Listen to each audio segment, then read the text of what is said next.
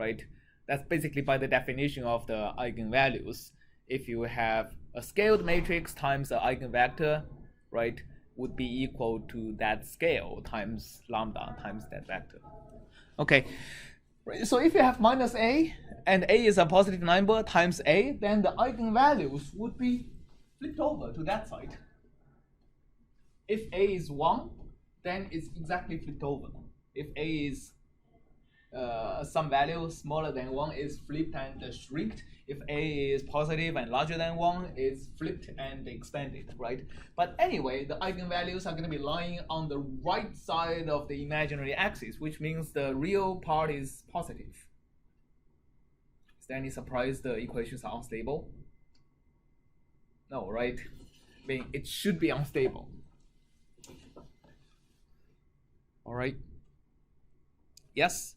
So is it unstable because it's outside the region of stability for forward Euler? Yes, it is outside the stability region for forward Euler. It is also outside of the stability region of even an exact time integration scheme, right? And what do I mean by an exact time integration scheme? Right? If you look at the stability region of the ODE itself, right? No numerical approximation to the time derivative. If you integrate the equation exactly, the stability region is what? The left side of the complex plane. Anything with a negative real part is stable. Anything with a positive real part is not stable. It also has connection with time integration schemes because as you make delta t smaller and smaller, therefore more and more accurate, any good time integration scheme should have a stability region that approaches the stability region of the exact ODE, right? For forward Euler, the stability region expands as you make delta t smaller. For backward Euler, the stability region, which is overly large, actually shrinks to be a better and better approximation of the real ODE, right? So if the eigenvalues are on the right side of the plane, then it's not going to be stable. Again, it is not surprising if A is unstable.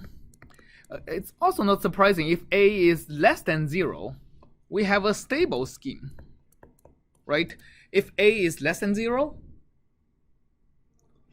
minus A is greater than 0. So the effect of minus A just either expands or shrinks these circles, right? Yes? When you expand or shrink, does it stay fixed? Like, does the right side of that circle stay fixed to that 0, 0 point? Good question. Let's check, right? So instead of plotting the eigenvalues of A, what if I plot eigenvalues of 2A, which is 2 times the eigenvalue of A, right? And just to do that, so I get the purple circle, right? What do you mean when you multiply a complex number? If the complex number is 0, multiply by 2 doesn't do anything, so it stays here. If it's here, multiply by 2 basically multiplies both the real and the imaginary parts. So the real part gets multiplied by 2, the imaginary part gets multiplied by 2, right?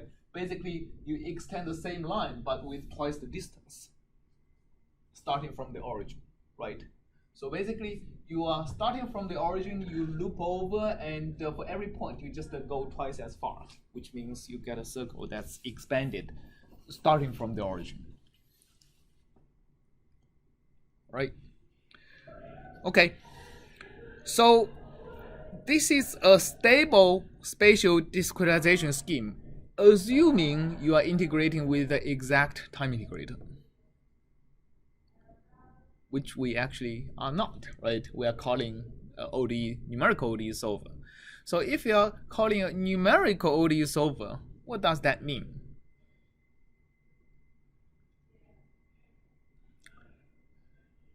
What does this mean to your, let's say, for example, forward Euler? What if you apply forward Euler? And when do you expect to get a stable scheme?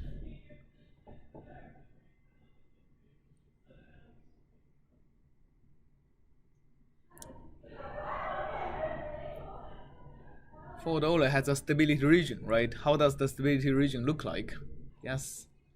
Circle in the negative part centered around 1 on delta x like that. Yeah, so forward Euler has a stability region. Kind of look like this, right? But the center, instead of centered at minus 1 over delta x, it's centered at minus 1 over delta t.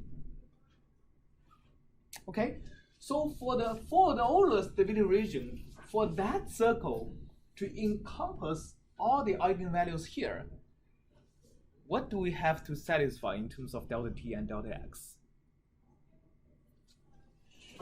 So let's draw over here, right? So stable if, right, if I have a complex plane here, I have a circle of a stability region of forward Euler. Let's shade it. And then I have another circle that has all the eigenvalues. So what's the criterion? This is minus 1 over delta x, and this is minus 1 over delta t. What's the criterion? The purple stability region encompasses the red eigenvalues.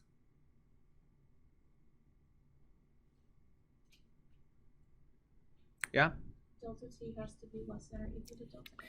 Yes, delta t. If we just do the math, we have to flip it actually twice. One because of the negative sign, one because of the 1 over. But the delta t, if it's less than delta x, then we have a stable scheme, right? So it can't like go through the eigenvalue points. It has to like encompass the eigenvalues. Right. Remember when we were looking at the Van der Pol oscillator, as long as a single eigenvalue exceeds the stability region, I'm going to have trouble, right? So in order for a scheme to be stable, the stability region have to include all the eigenvalues. I can't miss even one eigenvalue. All right. Make sense? Okay, so basically, as you use finer and finer spatial discretization, expected to have more time steps also. So if you look at the workspace, now I have, when I had n equal to 2000, is that right? U is that much. N is equal to 1000. Why do I have a use? Oh yeah. Oh no. Yeah. Okay. So I think previously I had I set in here. I think I set n equal to 2000. When n is equal to 2000, I have to integrate 6000 steps, right? While when n is only 200, let's try it again. My U only has to have 2600 steps. I mean, MATLAB didn't exactly do it proportional because it does that adaptively. So it's not just according to the stability, right? But like you do expect just for stability reasons, you have to increase the number of time steps if you increase the grid points. All right, so this is with one of these discretizations, right? The first one. What if I have the second? What if I have the second second integration scheme? If I have the second integration scheme, my matrix A is gonna be roughly the same, but the indices are gonna be shifted over, right? So my instead of have minus 1 over delta x here and the delta x here, the 1 over delta x would be shifted over here and the minus would be shifted over here, right? So all the numbers are going to be shifted by one item to the left, right? Okay, so in this case, my matrix is going to be like this is 1 over delta x all the way to the end. What? Why can't I?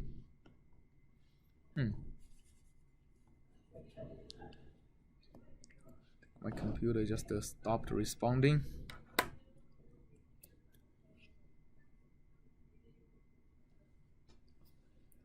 Look very good.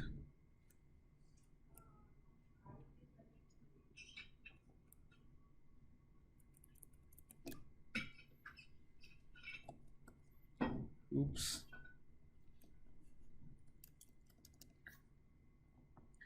Okay, let's see if it recovers by itself in a little bit. So my matrix is supposed to be 1 over delta x and all the way to the end, and we would have minus 1 over delta x and minus 1 over delta x and all the way to the end. Right? This is going to be my matrix if I use a backward differentiation scheme. And what happens if I use a central difference scheme? My matrix is going to be further different. Hope that side might not be able to see, but like if I use a central difference scheme, I use my left and right neighbors, what do I have on the diagonal of the matrix? 0, right? Because the result of the differentiation has nothing to do with the value at the current grid point. So on the diagonal, I get a bunch of zeros. And on the upper diagonal, which corresponds to the I plus 1, I get what?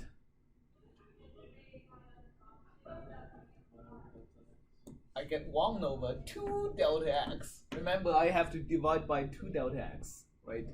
And on the lower diagonal, I get minus 1 over 2 delta x. And this goes all the way, this goes all the way, and it wraps over, which means at the very last point, the plus, at the very last point, this one has to wrap over to here. I have minus 1 over 2 delta x here, and I have plus 1 over 2 delta x here. This is that, so let me force restart.